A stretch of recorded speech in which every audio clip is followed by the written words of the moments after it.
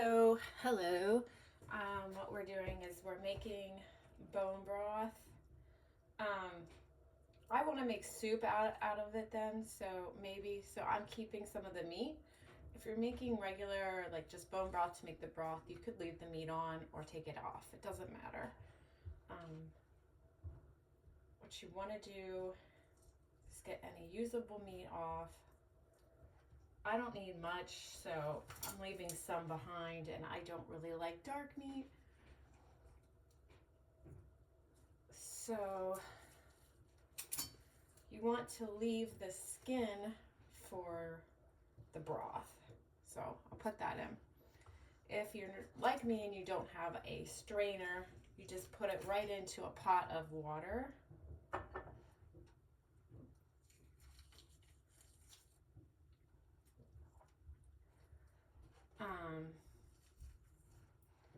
Bone broth, they make it sound like something really special, right?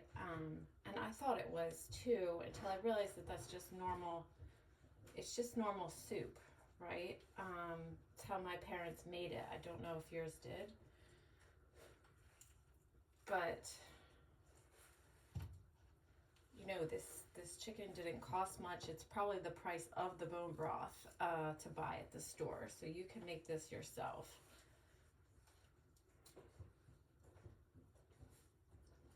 All right, I think I've got enough meat for my soup.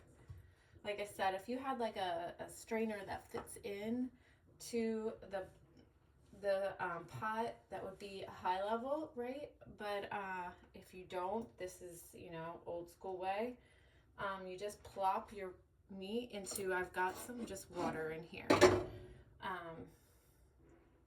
Not your meat, but your bones. Make sure there's no strings attached.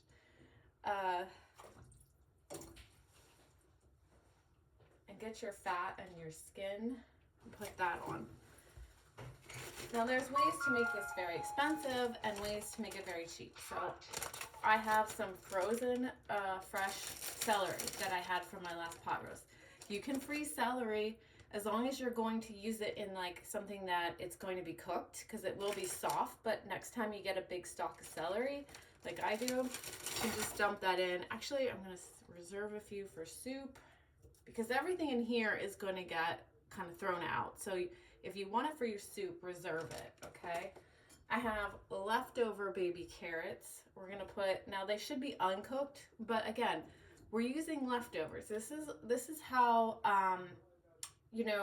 Depression era cooking was. This is how, when we had the stay-at-home moms back in the day before women were able to go into the workforce and had to stay home, this is how we cooked to save the money. If you wanted to know how they lived on one income, this is how we did it. You didn't waste food. So we're not buying special food for this soup. We're using what we have in the fridge.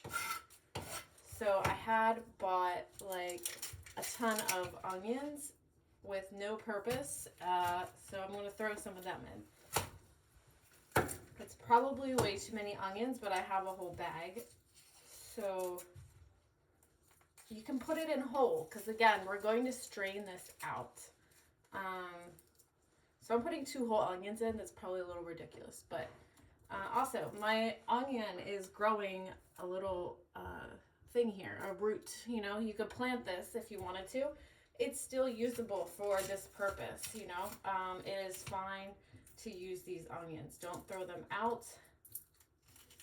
You also, it's got like a little growth spurt. That's okay, as long as it's not moldy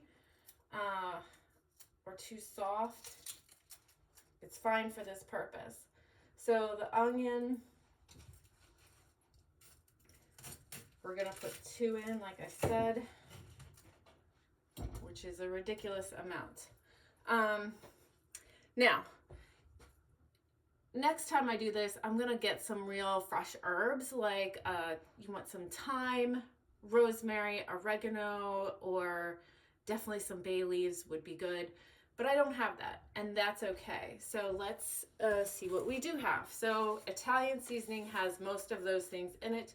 It's not fresh, but that's okay. You can put a good bit in. This is a whole thing of soup. I've got oregano. I'm gonna dump that whole thing in there.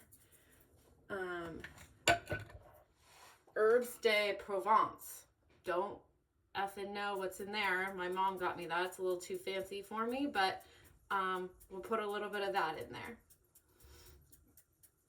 These are all non-salted herbs, right? If you have something that ends in a salt, you want to be careful because you're going to add too many salts.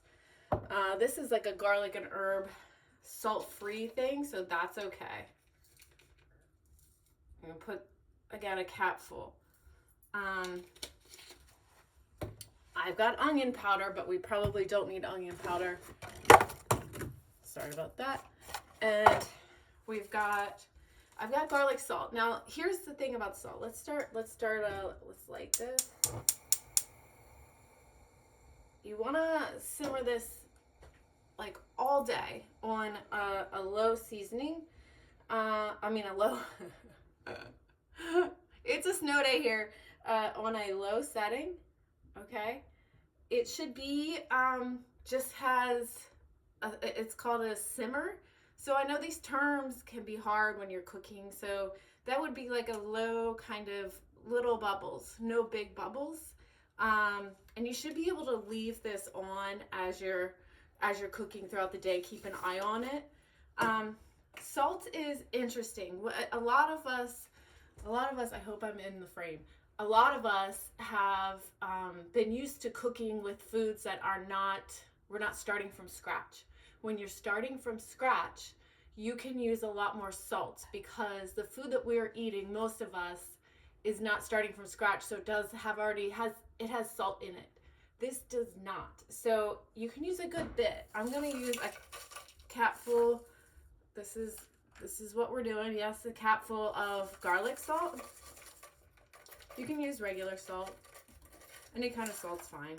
Now I'm gonna throw that in there, and then I'm gonna taste it at the end to add salt. You want some to cook with.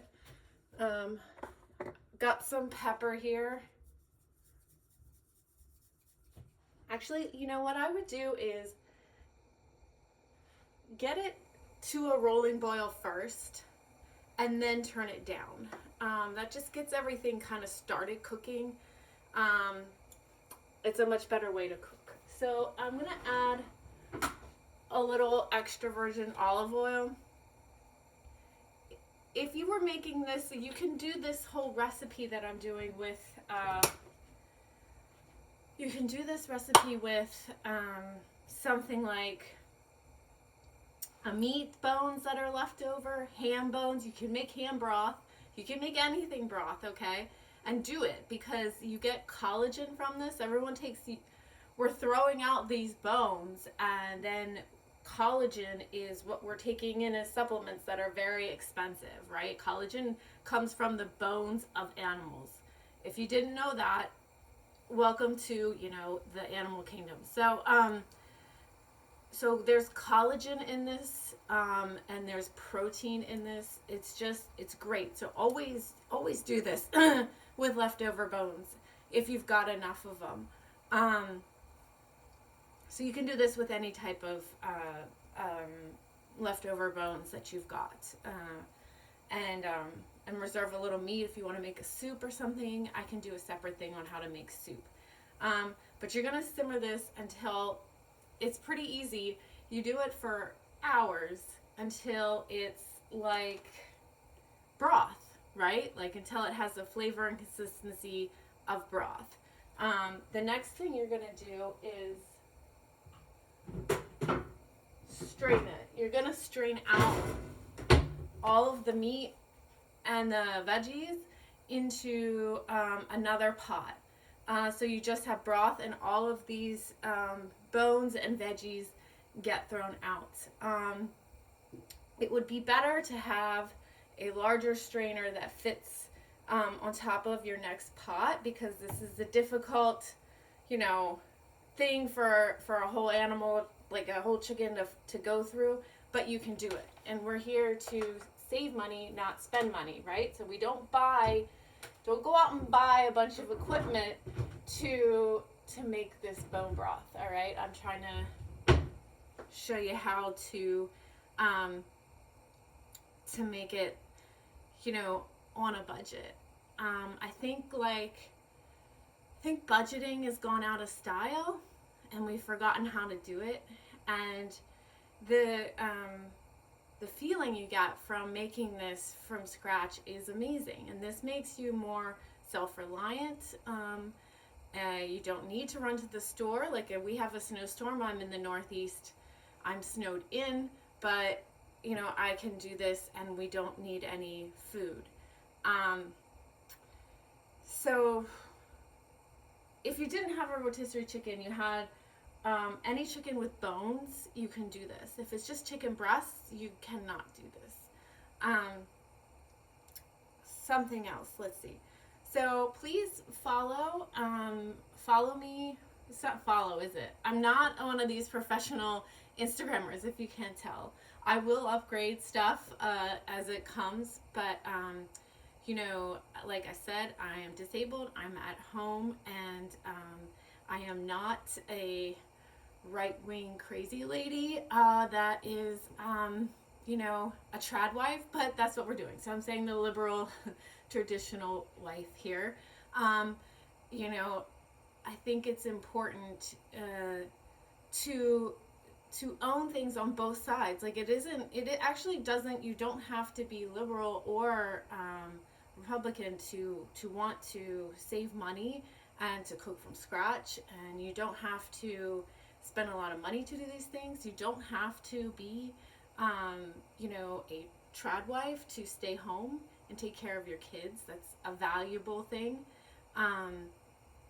And you don't have to be subservient to your husband, which I know a lot of the trad wives are, but they're actually working, So I'm not making any money off of the Instagram. I only have 130 or 27 followers, so please, not followers, subscribe. I will have more meals and tips and ways to save money, and I will also update you on other fun exciting things going on here in my life.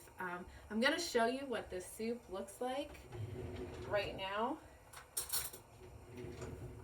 And if you come back, I'm going to show you how to make chicken soup then. From the things in your freezer. And I'm also going to teach you how to prep your things that content I will have, how to kind of like as an urban prepper, how to stock your freezer, how to budget with groceries, and how to know what's a good deal, and what things to keep in there, what things to put in your pantry, how to run your household and life so that you save money, but in a convenient way, because I know a lot of people, everyone's, you're both working, and I think that this is something that unifies everyone, and we can all come together on saving money. I'm in an area where people's, electric bills are $1,000 a month. No lie. People have frozen to death in my state, and so it's 64 in my house, and that is generous of me. But these things are valuable. I learned them from my grandmother and from my dad. My dad grew up with I'm 44, and my dad grew up with no running water. This is true. In Pennsylvania, he grew up with no running water in the mountains. And what else did they have? I want to say no. Well, they lived in a one room house with a bedroom added on that had no heat. So they had no heat. And his father passed away when he was 8. So they lived in the mountains, and they grew their own food. They were very, very poor, and there was 8 sons that my grandmother had. She did rely on help from the government. So, they were mountain people, but it's there to help people when, things like dad dies. So, but they grew their own food, and these are things that are passed down that are quite normal where, where he is from, okay? Um, I also, my mom makes soup, she makes very elaborate soup. You can make lobster bisque from this. My mom's a little bougie. So the same principle applies to lobster bones, lobster shells, and things like that. Um, not shrimp or something, but lobsters you can do it with. Um, and so I grew up, and my grandmother was, traditional wife from the 50s, but she also ran a business. But she always made lamb stew, ham soup, and this is how you do it. So I'm gonna give you a glance. I'm gonna try because I don't have the money for a camera yet, but I will if you guys all subscribe. Um, Let me show you what this looks like to start. And then if you tune back in, I'll show you how to strain it and then make soup out of it. Okay. So you can see, like, my herbs are all floating on the top, right? Normally, if you made this with your own vegetables, your own herbs, right, they would be in there. You wouldn't have this floating green stuff. And that might carry through the strainer, and that's okay, Like I said, this is how to save money, not buy things, and you've got your bones in there. You want them to be that meat. You'll know when this is ready, that meat is going to boil off, everything's going to separate. It's going to look all, crazy. And that's going to be hours and hours from now. I'm not sure how long, but it should be like maybe even 5 hours. I'm not sure. We'll see. You could do this in a crock pot. It might actually be a little cleaner. All right. So that's that. Please follow me for more cool tips. And I'll see you on the other side when I make this into soup.